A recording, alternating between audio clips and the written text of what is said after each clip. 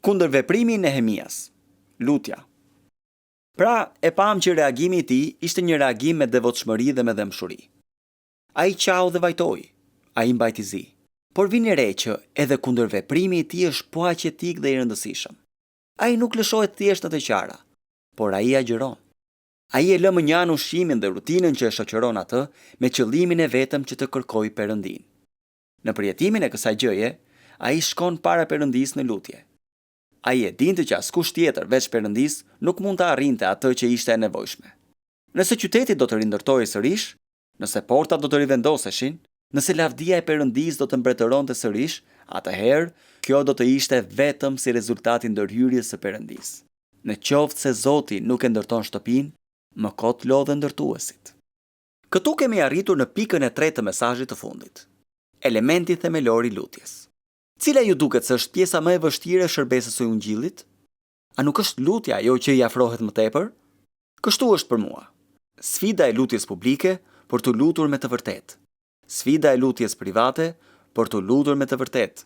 Sfida e të besuarit që nëse do të kaloja një kohë të konsiderueshme duke e kërkuar Perëndin në gjunjë, në vend që të mbaja shënime për Perëndin, atëherë në fakt Perëndia mund të madhërohet akoma edhe më shumë nga sa është madhëruar ndonjëherë. Dikush ka thënë, nëse lutja jonë është e dobët, kjo ndodh sepse ne e konsiderojmë atë si diçka shtesë dhe jo themelore, që mund të bëjmë më tepër se sa të lutemi pasi të jemi lutur. Por nuk mund të bëjmë asgjë më tepër se sa të lutemi gjersa të jemi lutur. Njën nga komentuesit, mendoj se quhej Barber, edhe pse e kërkova në shënimet e mia nuk e di me siguri, ai e thot këtë me një trilogji të vogël. Ata që e mbajnë veten për të vetë mjaftueshëm nuk luten. Ata thjesht flasin me vete. Të vetë kënaqurit nuk luten. Ata nuk janë të vetëdijshëm për nevojën e tyre. Të vetë drejtët nuk mund të luten. Ata nuk kanë asnjë bazë mbi të cilën t'i afrohen Perëndis. Prandaj, çdo përpjekje për ta shpjeguar ndikimin vizionar të Nehemias, e cila nuk e dallon këtë element thelbësor që realisht është një element thelbësor, ka për të qenë e mangët në vetvete. Në fakt, fraza e shkurtër në vargun 4, disa ditë me radhë, është një frazë domethënëse. Pastaj mbajta zi disa ditë me radhë, agjërova dhe u luta. Nëse kontrolloni hapësirën kohore nga vargu i parë i kapitullit 1 e deri te vargu i parë i kapitullit 2, do të mësoni se kanë kaluar 3 apo 4 muaj. Kjo nuk duket qartë menjëherë, derisa ta kontrolloni. Nëse e kontrolloni, do të zbuloni se ajo që po ju them është e saktë. Është interesante që kur arrini te Nehemia 6:15, atje zbuloni që koha e nevojshme për rindërtimin e mureve ishte 52 ditë. Pra nëse kemi 4 muaj, i bie afërsisht 120 ditë plus 52 ditë. Pra i bie që më shumë se 2 fishi i kohës u kaluan në lutje dhe në përputhjen e zemrës, mendjes dhe vullnetit të tij me atë të Perëndisë së gjithëpushtetshëm për të pasur perspektivën dhe mënyrën e duhur të menduarit. Nuk duhet të mendojmë për Nehemian sikur kishte rënë në ndonjë ekstaz. Unë e përfytyroj atë duke u lutur, ndonjëherë duke ecur, ndonjëherë duke përfshirë edhe të tjerë. Ndonjëherë vetëm dhe ndonjëherë me një blok shënimesh duke shkruar gjërat që i vinin në mendje. Nuk mendoj se mund ta kuptoni kapitullin 2 me përjashtim të faktit që në përjetimin e lutjes, ai po formonte dhe po kaliste disa bindje të caktuara dhe disa faktor praktik, të cilët do të ishin të nevojshëm nëse kjo ndjesi e varësisë me lutjet e Perëndia do të kthehej në një realitet mes atyre me të cilët do të shërbente. Nuk dua të kaloj kohë duke ju folur për lutjen. Thjesht dua që të vini re se nëse doni të predikoni për lutjen, mendoj se kjo mund të bëhet shumë bukur me shkurtesën ARFP. Këtë e përdorim shpesh me të rinj tan.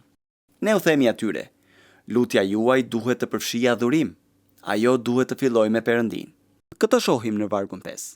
Të lutem shumë, o Zot, Perëndia i qiellit, Perëndi i madh dhe i tmerrshëm, që i qëndron besnik beslidhjes. E kështu me radhë. Lutja duhet të përfshijë rrëfim. Kjo është pikërisht ajo që thuhet në vargun 7. Jemi sjell shumë keq me ty. Izraelitët kanë kryer mëkat, madje edhe unë kam kryer mëkat. Në vargjet 8 deri në 10, ndërsa i rikujton premtimet e Perëndis, lutja përfshin falënderim.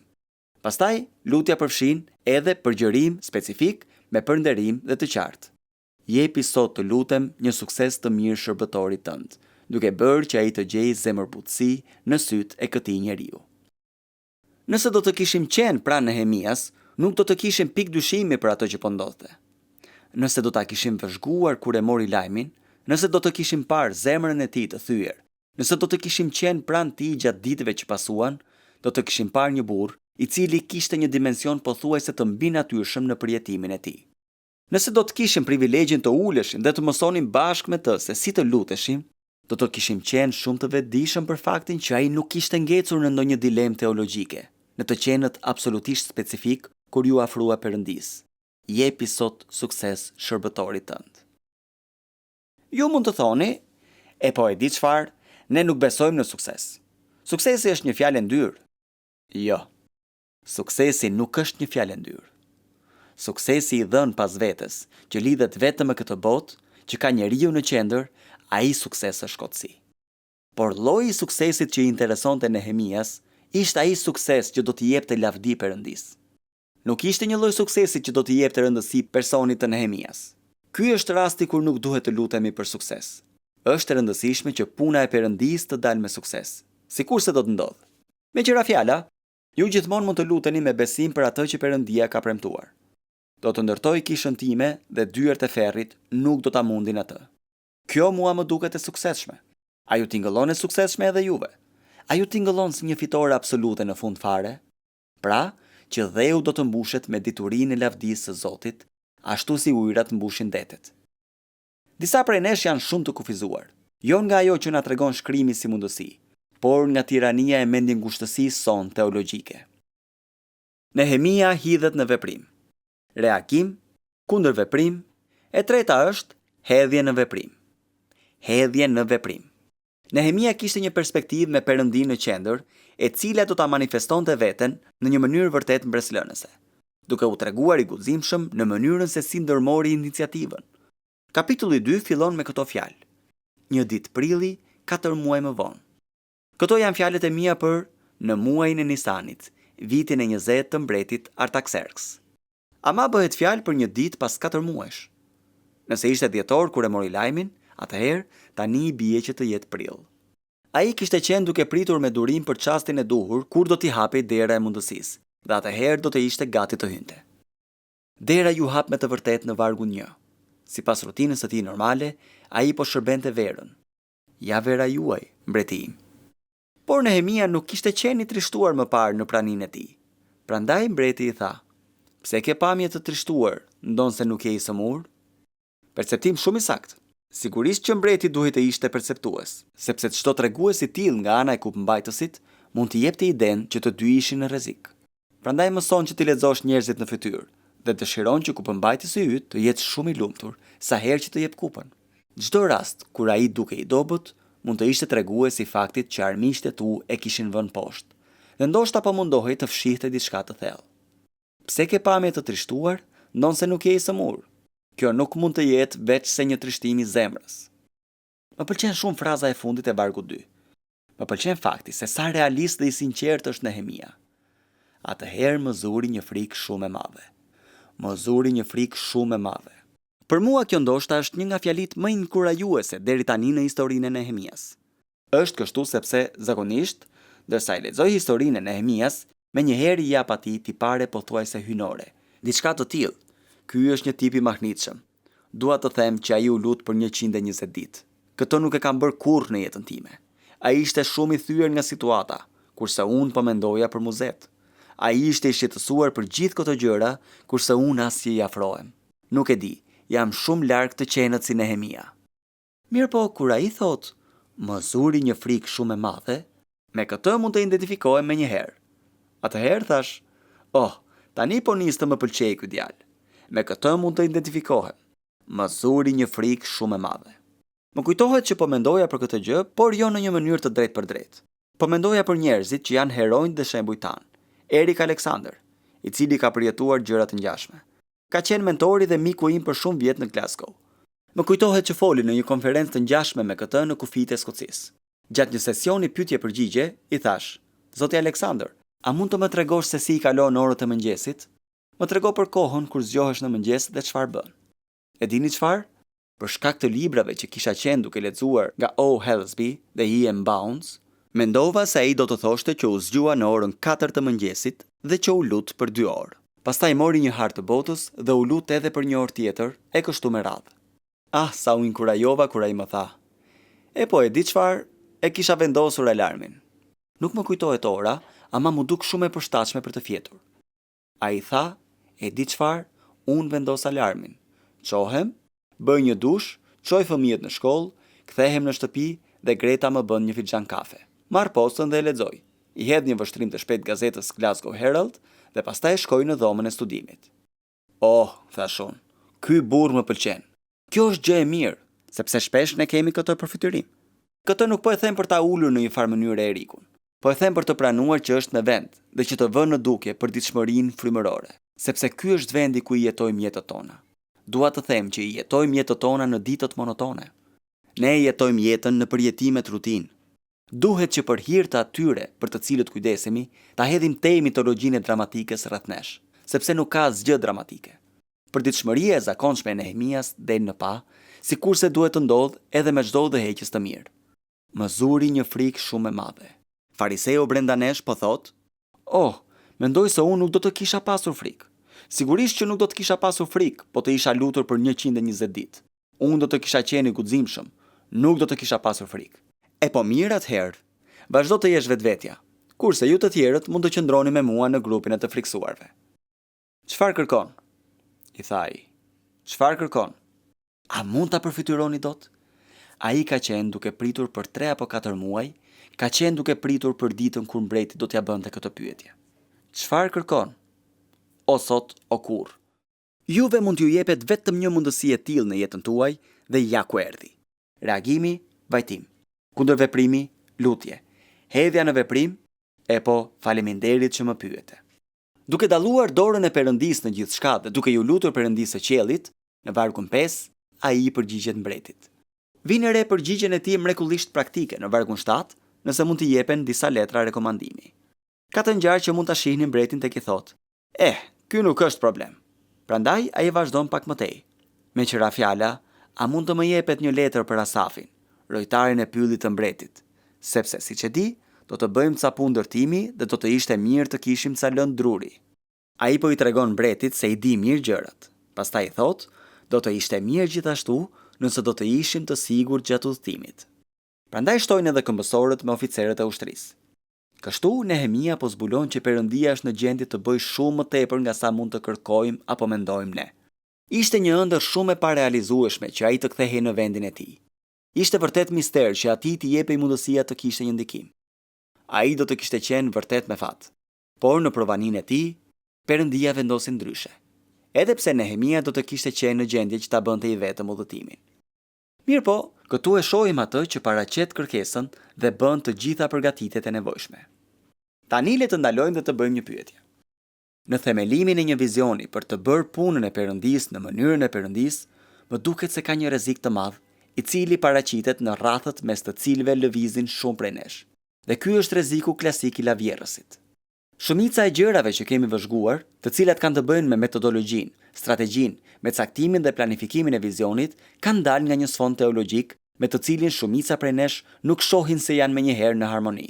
Por në vend që të dallojmë se ka një vend thelbësor për të menduarit, jo vetëm nga ana biblike, por edhe strategjike, ne lejojmë që lavjerësi të shkojë krejtësisht në anën tjetër. Dhe kështu i lëm vend pragmatistëve, duke përqafuar një lloj qëndrimi teologjik pa rrënjë. Nuk mendoj se kjo është udha që na mëson shkrimi. Sigurisht që nuk besoj se kjo ishte mënyra e Nehemias. Ai nuk ka pikë dyshimi se kush i bën gjërat. Ai do ta kishte kuptuar mirë 1 Korintasve 3. Perëndia është ai që e jep detyrën. Perëndia është ai që i jep rritjen dhe vetëm Perëndia e merr lavdin. Por kjo nuk i pengoi apostujt që të mendonin në mënyrë strategjike se si të arrinin një qytet për Krishtin. Kjo nuk duhet të na pengojë as ne.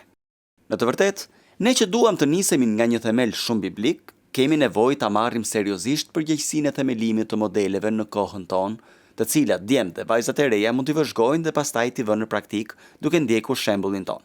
Kësaj ndoshta do t'i kthehemi sërish më vonë në sesionin e pyetjeve dhe përgjigjeve. Duke gjykuar nga mënyra se si u shkëlqejnë syt disave nga ju, ndoshta nuk do ta prekim fare. Prandaj le të vazhdojmë. Nëse duam të themelojmë një vizion, atëherë së pari ky vizion duhet të mbillet në zemrat tona nga fryma e Perëndisë dhe përmes fjalës së Tij. Vizioni përfundimtar për ne është zbulesa 7. Pas këtyre gjërave, pash dhe ja një turmë e madhe, të cilën askush nuk mund ta numëronte, prej të gjitha kombeve, fiseve, popujve dhe gjuhëve. Këta që ndronin në këmbë para fronit dhe përpara qengjit, të veshur me petka të bardha dhe me palma në duart e tyre. Ky është vizioni përfundimtar.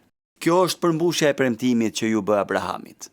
Dhe tërë kombet e tokës do të bekohen te pasardhja jote. Këtë jemi duke pritur, dhe gjithçka tjetër, në fund të fundit, është në shërbim të asaj dite të mahnitshme kur Perëndia do t'i mbledh pranë vetes të gjithë ata që janë të tij. Ne do të jetojmë në përjetësinë e shpalosjes së planit të Perëndisë. Perëndia e vendosi këtë vizion në zemrën e Nehemias. Kjo nuk ishte një ëndër e tij. Ky vizion zbriti me anë të lutjes. Ai nuk ishte antar i shoqatës ide të ndritura. Ai nuk shkoi në dhomën e tij dhe thjesht të mendohej për një farë kohe. Në fakt, ai ishte në kontakt me Perëndin. Ai ishte në kontakt me komunitetin e tij dhe pastaj ishte gati që, siç do ta shohim, të themelonte parametrat të caktuar për njerëzit rreth tij, brenda të cilëve të bënte punën e Perëndisë. Vargjet 11 dhe 12 thonë: "Kështu arrita në Jerusalem dhe qëndrova atje 3 ditë. Pastaj unë ngrita natën me pak burra të tjerë, por nuk i thash gjë asnjëriut nga ato që Perëndia im më kishte vënë në zemër të bëja për Jerusalemin." Nuk ka pse të kemi pik dyshimi në lidhje me atë që Perëndia vendos në zemrat e shërbëtorëve të tij që ta bëjnë në kohën tonë. Nuk ka pse të shkojmë dhe të kërkojmë ndonjë libër të veçantë për të përpjekur që t'i përgjigjemi pyetjes për veten tonë. Përgjigjja na është dhënë në udhëzimin dhe modelin apostolik. E dim se çfarë duhet të bëjmë. Ne duhet i ndërtojmë shenjtorët që ata të bëjnë veprat e shërbesës. Me fjalët e 2 Timoteut 4:5, ne duhet të ruajmë veten në çdo situatë. Ne duhet të heqim keq. Ne duhet të bëjmë punën e ungjilltarit dhe duhet ta përmbushim plotësisht shërbesën tonë.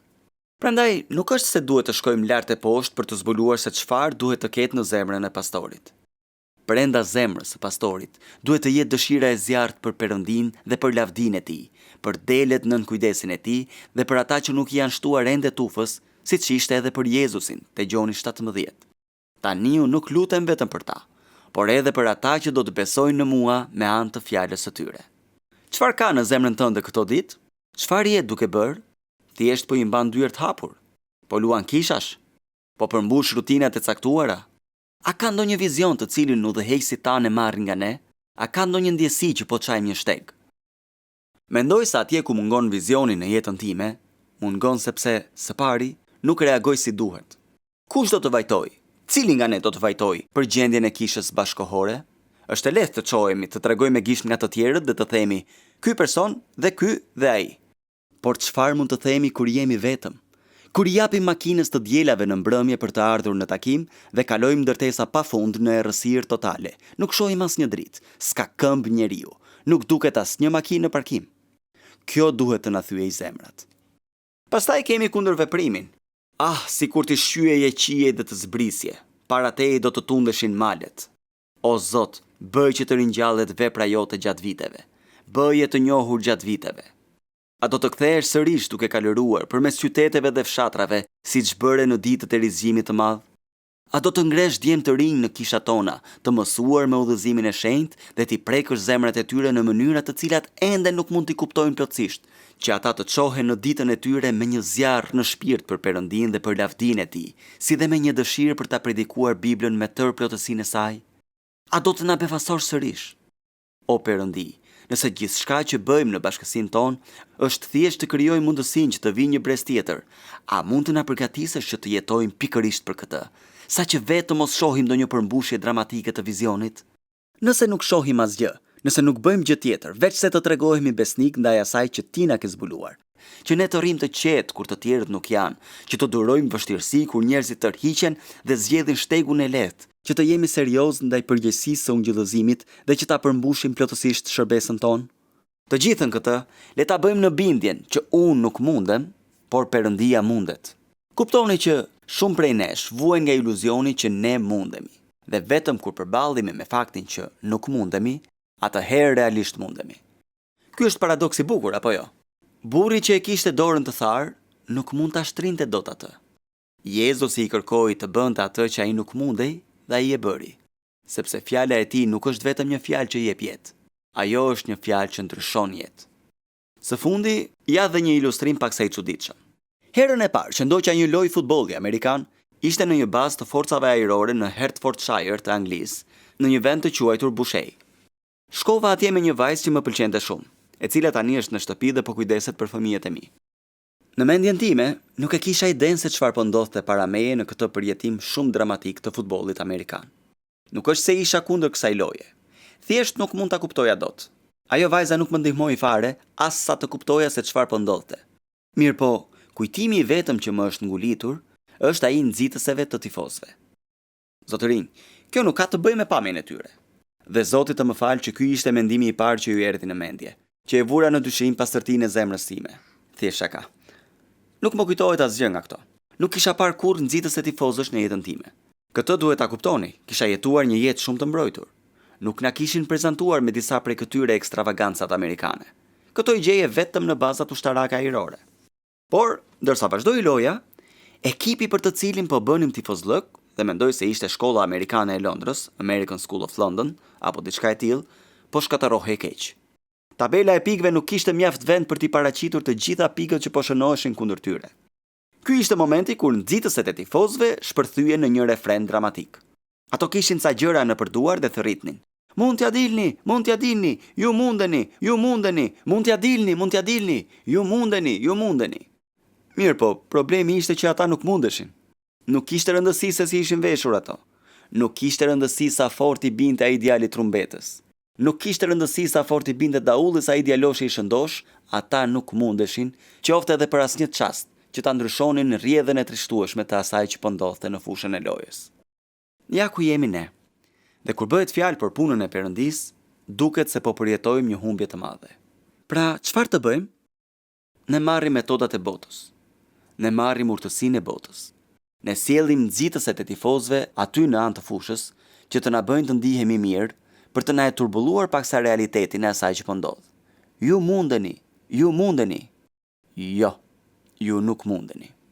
Prandaj, në atë çast vetdije për ne si udhëheqës, si pastor dhe si kisha, në atë çast hapet kanat dera e mundësisë. Sepse çfarë tha Jezusi? Pa mua nuk mund të bëni asgjë. Ai nuk tha që nevoja jonë ishte e pjesshme. Ai tha që ajo ishte e plot. Nëse besoj që nevoja ime është e pjesshme, nuk do të reagoj ashtu si reagoi Nehemia. Nuk do të kundërveproj ashtu si ai dhe nuk do të kem mundësi të hidhem në veprim siç bëri ai. E po, le të lutemi dhe pastaj do të vazhdojmë. O Perëndi, Ati ynë, ne të falenderojmë që nuk na ke lënë në zgjuarsinë tonë kur mendojmë se si ta bëjmë punën tënde në mënyrën tënde. Ne të falenderojmë që faqet e shkrimit janë plot me shembuj të mrekullueshëm të atyre mbi të cilët ti vendose dorën tënde. Faleminderit për atë frazën e bukur që shfaqet her pas here. U tregova pastaj atyre si dora bamirëse e Perëndis tim kishte qenë mbi mua, tha Nehemia. Ne lutemi që ta shijojmë sërish atë përjetim edhe në kohën tonë, që dora jote bamirëse të jetë mbi ne. Na beko, Zot, ndihmoj ata prej nesh që janë të shkurajuar, që të marrin zemër përmes interesimit të vërtetë të tjerëve. Ne që kemi nevojë për inkurajim dhe për përgjigje për pyetjet tona, na befaso këto ditë me provat e hirit tënd. Ne lutemi që të na japësh zemra mirënjohëse, ndërsa ham bashk dhe në mes të rrethanave të ndryshme. Bëje këtë, sepse të lutemi në emrin tënd madhështor, përmes Zotit dhe shpëtimtarit ton, Jezu Krisht. Amen.